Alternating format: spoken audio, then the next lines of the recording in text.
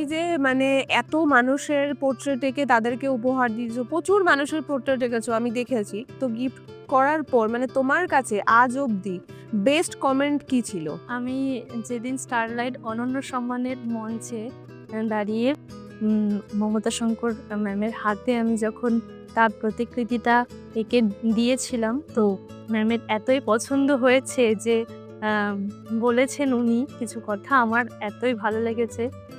উনি বলেছেন যে অনেকেই ওনাকে ছবি এঁকে উপহার দেয়, তবে এই ছবিটা ওনার কাছে একদমই মানে আলাদাই ভালো লেগেছে। যার জন্য উনি বলেছে, শ্রীকান্ত স্যারকে বলেছে যে এই ছবিটা উনি ওনার রুমে কোথায় রাখবে সেটা যেন আমি দেখে আসি শ্রীকান্ত স্যারের সাথে একদিন দিয়ে ওনার বাড়িতে। এটা আমার কাছে একটা অনেক বড় পাওয়া, যেটা ডেফিনেটলি। দেখতে আমাকে ইনভাইট করেছে। এতটা তার পছন্দ হয়েছে ছবিটা, আমি যতদূর জানি উনি খুব খুঁতখুঁতে। উনি খুব এটাও তো হয়েছে যে আ উনি খুব খুঁতখুঁতে ছবি আঁকার ব্যাপারে ওনাকে দিয়েছে। সেই রেকর্ডটা আমার কাছে আছে।